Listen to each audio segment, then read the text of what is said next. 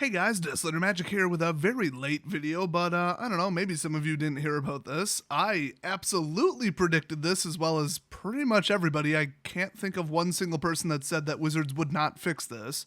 A lot of people said they wouldn't fix it in a timely manner, so, they weren't necessarily wrong. But starting with the release of Amonkhet, there's going to be a rules change. Now, don't get your undies in a twist already. It really won't affect you unless you're a terrible person. I'm sure that just inspired most of the viewers of my channel. No surprise here, it looks like split cards are a little bit of a problem, especially with Kari Zev's expertise and basically the other, I think, 14 cards that can cast something for free just printed recently. Yeah, there's that many. It's almost like casting stuff for free is broken, but fuse cards were especially broken because there's a rule in the game that states if you can cast one side for free, you can also cast the other side for free, even though that's not what you do when it's in your hand. If you want both sides, you have to pay for both sides if you want to cast both sides manually the normal way from your hand. So why the hell would you get the whole card for free if you only get one side for free? I don't get it.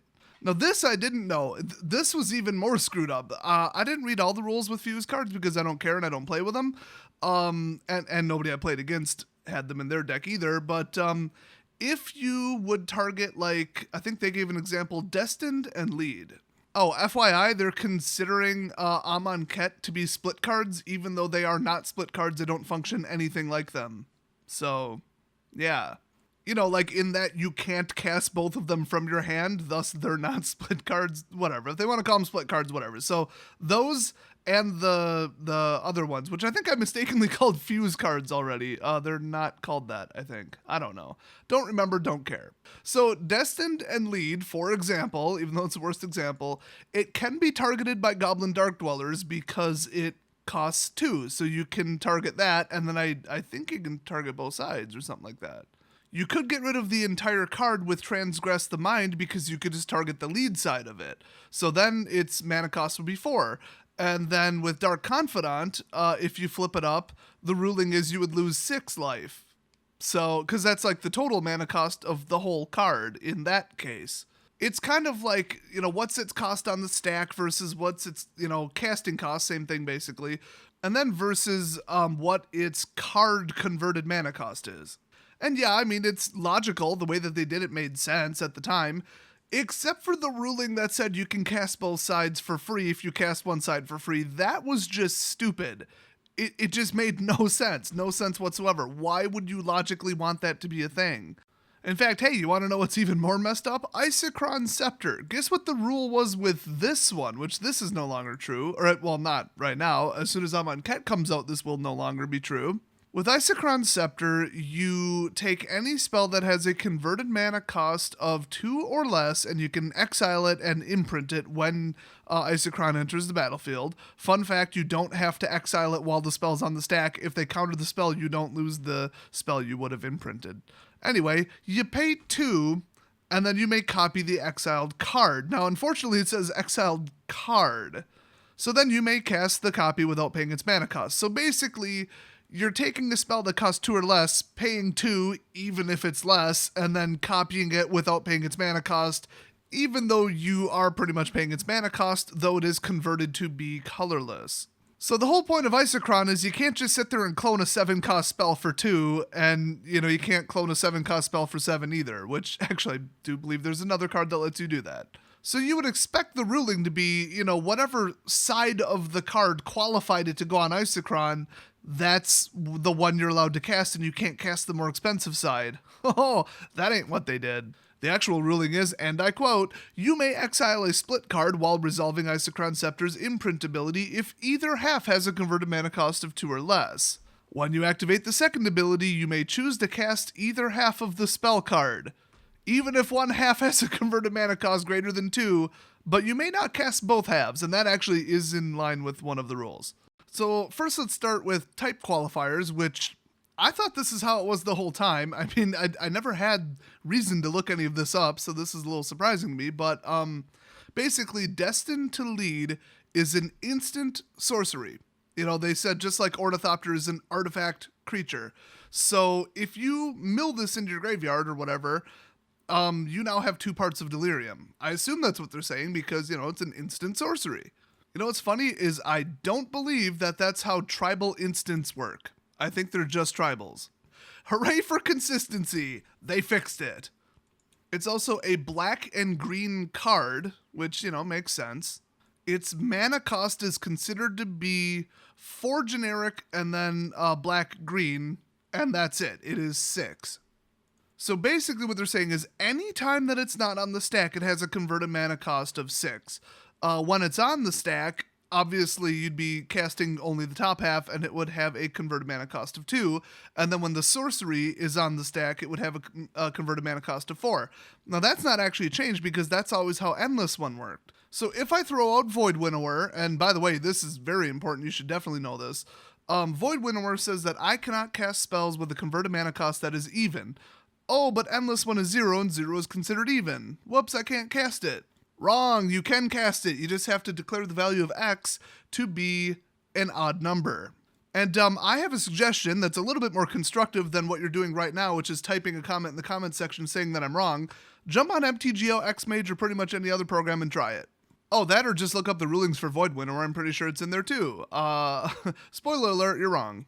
So there's what Wizards said, and then there's what Wizards meant. What they said was, we're aware that this puts a halt to a handful of decks that relied on taking advantage of split card converted mana cost interactions. We believe that these changes will improve the player experience when playing with split cards old and new. What I think they meant was, screw you and your broken garbage. You can't summon Emrakul on turn 2. You damn well knew it. So if you paid way the hell too much for the card breaking and entering, then guess what? You're a terrible person because you knew damn well that was overpowered. You know damn well it was going to be, banned, except it wasn't. And you deserve to lose that deck. You are a terrible, cheating, awful person. I hope you never play Magic again. That's what I took away from their statement. Now, that's just my opinion on what they were intending to say. I may or may not be interpreting that correctly. Who knows? So a lot of MTG Finance people that quickly bought up every copy of Breaking and Entering, Beck and Call, Boom and Buzz, Far and Away, Bound to Determine, Wear and Tear, Isochron Scepter, Violent Outburst, Counterbalance, and I'll say Carrie Zev's Expertise, but I honestly don't think that card got very expensive ever. Oh, did you just lose money? You're an idiot. If you thought that they were going to let a turn 2 Emrakul be legal in Modern, you are an idiot. You are too stupid to invest in Magic cards. Also, trying to hoard cards and buy them all up so that you can resell them to other people at 5 times the price, you're a dick. You're a toxic piece of garbage ruining the Magic community. You're not smart, you're not clever, you're just a dick. Now, can people maybe stop leaving comments saying, hey, Des, when are you going to make a video talking about MTG Finance and singles investors? What do you think of them? What do you think I think of them? Oh, they're my favorite people in the entire world. So I got to go back to what this really means, because I said what it literally means, like, oh, now they're all considered to be this. But in layman's terms, you can no longer fetch, like, Destined and Lead just because a spell says go fetch a 2 or less cost instant or whatever. So if it says cast any sorcery spell from your graveyard for free, I don't know if you can then take Destined with it, because you could cast Lead, but then would you still get the free side of Destined? They really did not make that clear. I think you still can. I don't know. I mean, what they're really saying is, okay, you can't say that the mana cost of the card is 2 when it really has another side, and then free cast it. So free casting, they didn't make it real clear if you get both sides or not. Nowhere in the article doesn't mention that. By the way, slight correction, they pretty much are called fuse cards. They're calling them split cards, but everybody I talk to calls them fuse cards. At least the original ones. I'd call the Amonkhet ones split cards because they're split cards, but the fuse ability or fuse mechanic is pretty much how they got their name. For the Dragon's Maze ones, I should say. So the one thing to take away from this is Wizards will take some just insanely toxic garbage out of Modern. Like if they're like, oh, let's see if turn 2 Emrakul becomes a problem at the next tournament. No. Okay, nobody's that stupid. I mean, they like to play it cautious and crap, but they were like, we're not going to let this be a thing, okay? People are already doing it on like MTGO. That's all the evidence we need. Kill it. Just get rid of this. Also, the one thing that I took away from this is that Wizards really screwed up in making that ruling, or actual rule. It wasn't even a ruling, it was literally a rule, that if you can free cast one side of one, you can free cast the other. And like I said, I'm pretty sure that's still a rule. They didn't change that. They just broke Kari Zev's expertise, Isochron Scepter, and a bunch of other spells like that because the card now has a higher converted mana cost. You can't just consider the card to have two different mana costs depending upon your preference. So they effectively broke the toxic combos without really changing the actual rule on Fuse. They just changed how you calculate the card's mana. So that was actually kind of smart. But letting people cast like a 6-cost sorcery for free just because you paid 2 or whatever the hell it was before, not so smart. They should have known that that was a problem, especially, I mean, people are saying, oh, well, Brain in the Jar already was a thing ever since it was printed. Yeah, I mean, it was, but Isochron Scepter predates just about everything, so it's not like they didn't know about this. It certainly predates Gatecrash. I would say that Isochron Scepter is one of the most underappreciated cards in Modern because, hello, it's an automatic spell photocopier. It's just, you're kind of 2-for-1ing it, and then if they blow away the artifact, you lose 2 cards. And it's very rare for them to meet up. Also, there's no redundant card with it. That's why people don't play it. But if there was an exact clone of Isochron Scepter that was, well, close enough to it, oh my gosh, like people would be just cloning so many spells because with 8 cards in the deck, you could consistently call it a strategy. And I know, don't tell that to the Splinter Twin people. They somehow made it work with 1 card, but that's why I really think some of that deck mowing crap should be gone, which, haha, guess I was right. Gataxian Probe, bye-bye.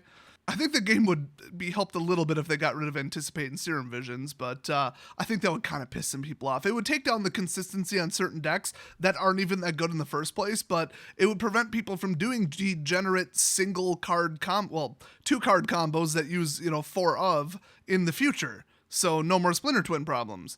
But when does Wizards ever solve a problem before it becomes a problem? Well, this is pretty much the only example I have. Now, there's one thing. If anybody knows, like, the Amonkhet cards that don't literally say Fuse on them versus the cards from Gatecrash that do have Fuse written on the bottom, where they have 5 different rulings that say they can be cast together and blah, blah, blah.